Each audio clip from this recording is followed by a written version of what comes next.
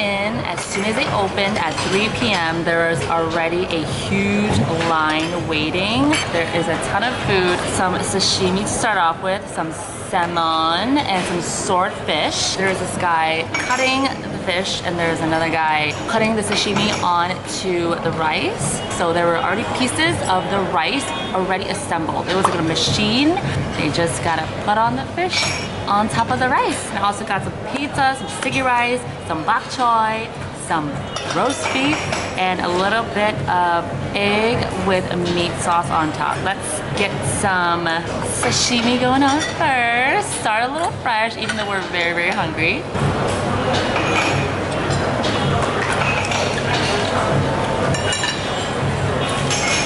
I don't know if it's because I'm hungry, but that piece of fish tasted fairly fresh.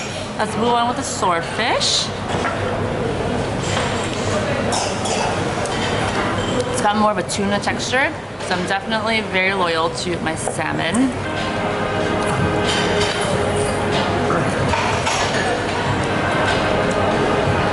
They actually have pepperoni. It's hard to find pepperoni in Taiwan. So for Taiwan, same thing. I put some extra Parmesan on top of the pizza, so it's extra cheesy right now, just how I like it. And it's very hard to find legit pepperoni in Taiwan, and they have it here. Classic pepperoni pizza, very good.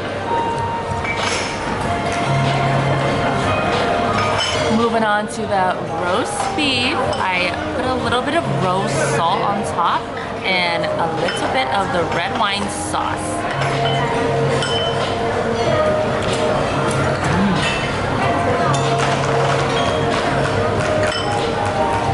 I definitely simmered a little bit too much of the roast salt. It's quite salty, but the meat itself is very tender. They sliced off a very thin piece, and let's move on to the sticky rice. Carbs galore. I would definitely say the sticky rice is a bit rough. Texture's a bit harder than I would prefer. I love sticky rice, but this one is just a little bit dry and a little bit rough for my liking. But they have all of the tiny diced up meats in the sticky rice, what it usually has.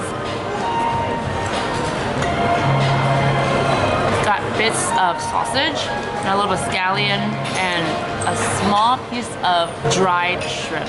Every time I have sticky rice, it is very nostalgic, even though this one's a bit dry.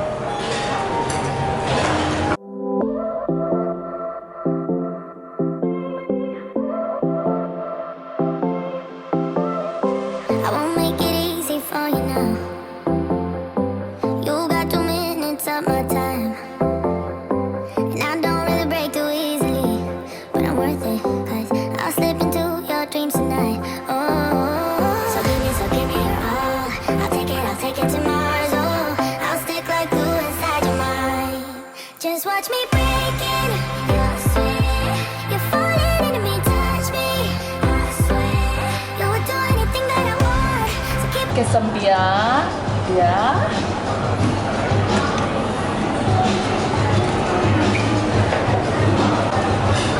Wow, they even tilt it. Oh. Gotta tilt your glass when you're pouring some beer. Yes, ma'am. Cheers!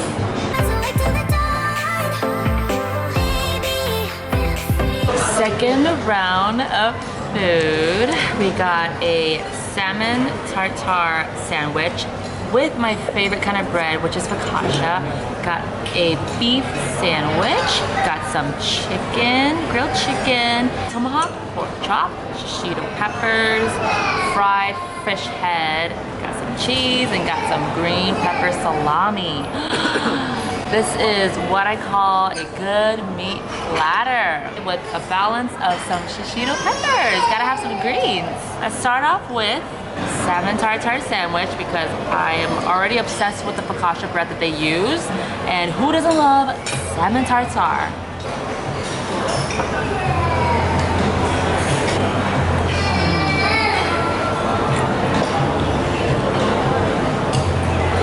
salmon that they use is quite smoked, like smoked salmon. The focaccia bread makes the cherry on top.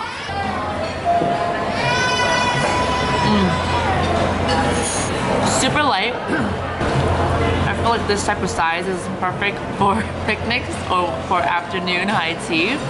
I could eat 10 more of these. It's super light. The focaccia bread is not too thick. And the perfect amount of salmon tartare inside. 11 out of 10. On to the bite-sized mini beef sandwich.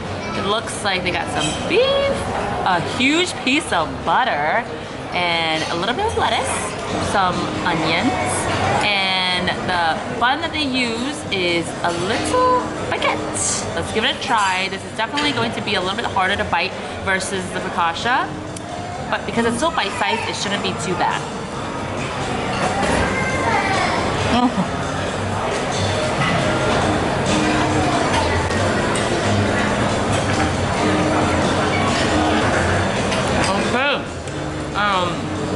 That was a very hard bite. The baguette turned out to be a lot harder than I thought. Let's cheers it off with some beer, acai beer. Sponsor me. Alright, moving on to the chicken. It looks quite juicy. Got a little glaze on top.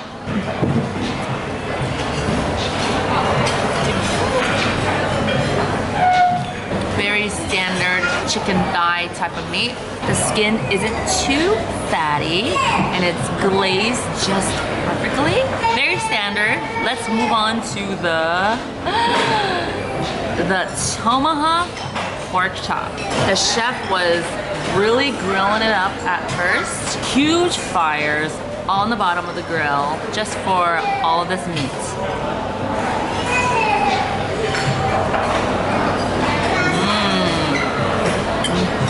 It is, whew.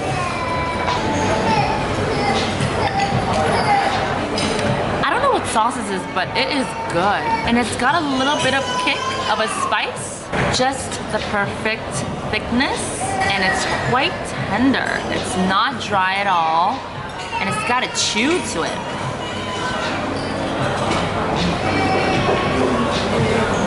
Very bouncy. And it's got the perfect taste of that grill, but not burnt. But you for sure know it's been on that grill and work has been put. Moving on to some shishito peppers. Balance it out with all that meat. As you can see, I didn't get a salad, but 1 or 2 shishito peppers will do. Look at this fried fish head. I took out my fork because I feel like you really need to do it justice by using your hands and just grabbing it by the head.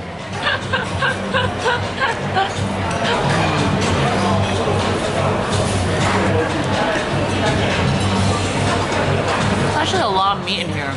It's very fried on the outside, but a lot of the meat inside has been kept very nicely.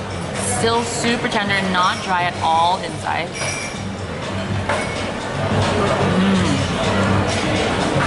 A little bit of bone. Always gotta watch out for those fish bones. One last bite by the mouth. Kiss the fish.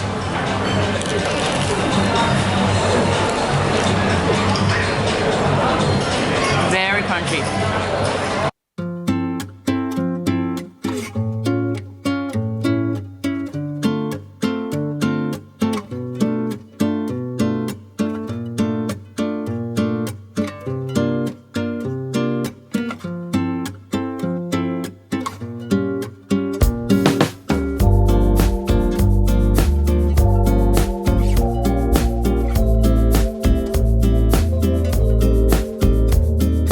Meat platter before I move on to the dessert section. Gotta end it with more meat, some steak. I got some black pepper sauce drizzled on top, and I asked for a small piece because I am just so full and I really want to leave room for dessert, and they really took it to heart. They gave me a very small piece. It looks quite thin, but let's see how it tastes. Thin slice.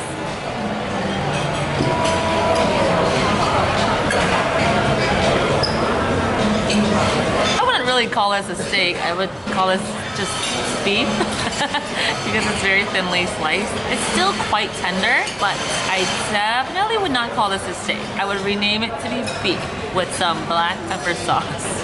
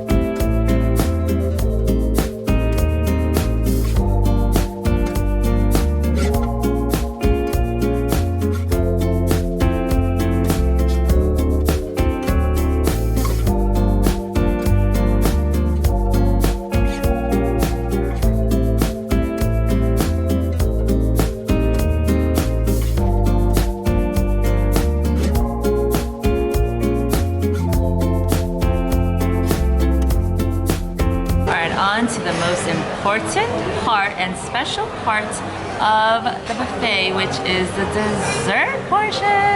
And I'm sure everyone always leaves another stomach for dessert, which is why I got myself a little platter. This is basically the whole buffet itself. The dessert platter, I pretty much got one of each almost. And I also got mango pomelo sago, which is one of my faves. So let's give this a try first.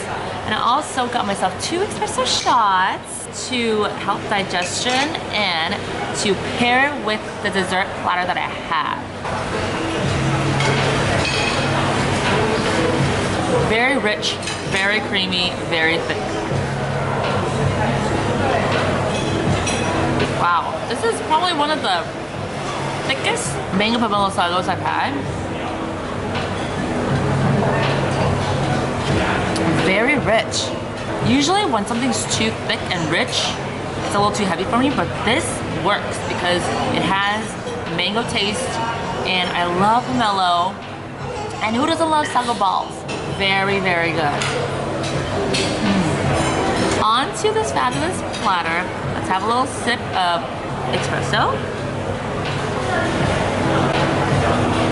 Now that is to the point. Let's have a bite of this lemon meringue tart. It looks gorgeous, and lemon meringue is always a nice staple.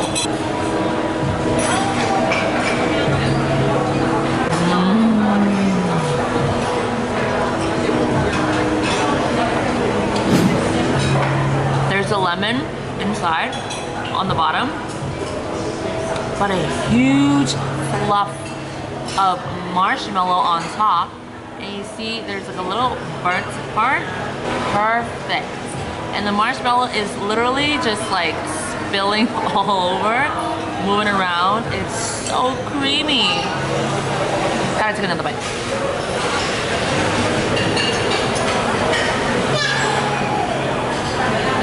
I need a to-go box and pack 50 of these because this is so delicious. I started so high and now I don't know how I'm going to feel with the rest of the dessert that I have. I just want to lick the top a little bit more because I love fluffy marshmallows.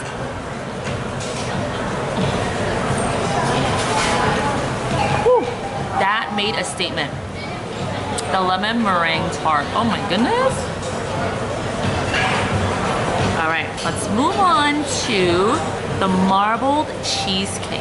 As you can see, it's marbled. And I love cheesecake. I like to try cheesecake wherever I go. I love a good cheesecake. So let's see if this is a good cheesecake.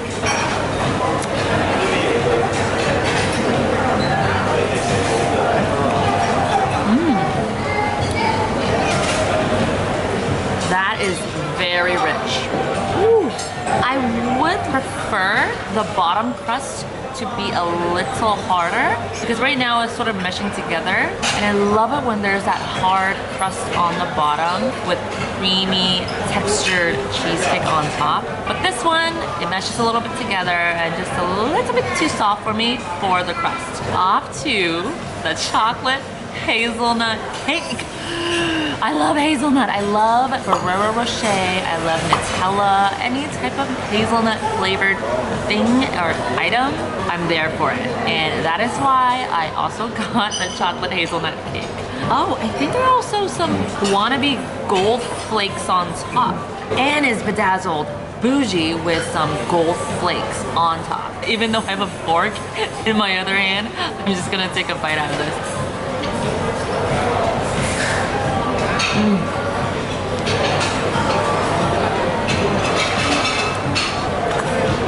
Oh my lord.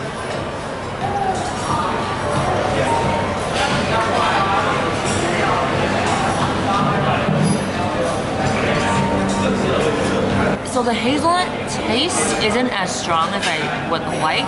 I would say that it's 90% chocolate and 10% hazelnut, and unfortunately, I really wish the hazelnut taste was a little bit stronger because I love hazelnut, but overall still a very fluffy cake. Pretty solid for a chocolate cake. But next time, please make the hazelnut taste a little stronger. All right, since we're already using our hands, let's continue the trend and have a little taste of this strawberry puff. It's got a little strawberry flour chocolate thing. Edible.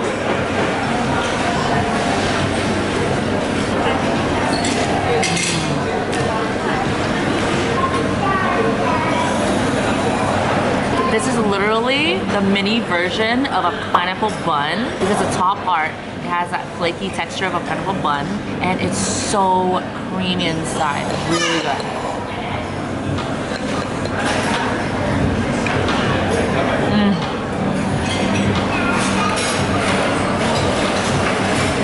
Very creamy, strawberry, a little milky. I would also like to take 15 more of this along with a lemon meringue tart. Very delicious. Following the strawberry trend, we have ourselves a strawberry heart dessert. So cute. It doesn't even have to be good at this point because it looks so cute on the outside. The presentation is spectacular. I believe there is some sort of a cookie or cracker on the bottom of it. And it's just so cute. Also, another strawberry chocolate edible object in the shape of a heart. Let's give it a try.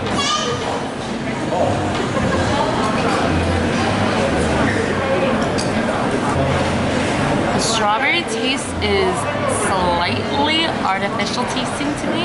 Sort of like a mousse on top. Very fluffy, very light, and it is a thin piece of cookie on the bottom. It has a little layer for this cute strawberry heart dessert. Not really the biggest fan of it, so let's move on to our final dessert, which is a classic tiramisu. I say this for last because it's quite classic and it's really hard to mess up a tiramisu. Let's give it a try.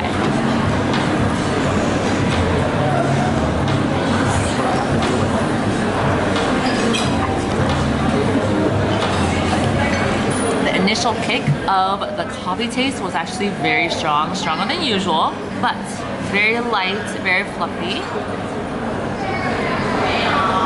Would be perfect with a side of espresso.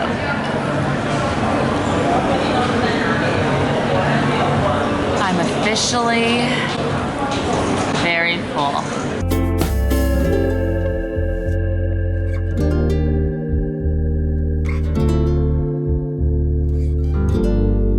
All right, China, how would you rate the buffet we had at Latest Recipe? I would rate it a 7.5. 7.5 out of 10? Yes, yes. Okay, I guess we have a lot more to look forward to. 7.5, not too shabby, but not the greatest. Yes, exactly. I mean, they could have used more variety. Yes, Definitely. yes, definitely more variety. Yeah, and then some of the flavors weren't there. for the dessert or the food. So 7.5 is I think a fair Okay. one. A fair grade. Yeah, A fair yeah. grade. How would you rate the latest recipe buffet, Mr. Ethan? I would rate it a 7.4. Ooh, 7.4. 7.4. It was like, there were some pieces that were good, and then some stuff that was like very meh. Much agreed. Very meh, but some pretty good. All right, and that concludes the latest recipe buffet at Le Meridien Hotel. I thought it was fairly good, but I would rate it a 7.25 out of 10 because there were a lot of items where I thought it was just pretty average, pretty basic, not mind-blowing, a little bit unmemorable, but I would say the dessert section was the most memorable. So the dessert definitely helped with the score. I would say most of the food were good, but they were just good. Not super memorable, and I'm looking forward to trying the next buffet in Taipei. So that's it for today's video. I hope you guys enjoyed watching. If you did, please click the like button. Don't forget to subscribe, comment down below, and tell me which food stood out to you the most. And if you have tried buffet in Taipei before, please leave some recommendations in the comments down below, and I'll be sure to try them out. I will see you in the next one.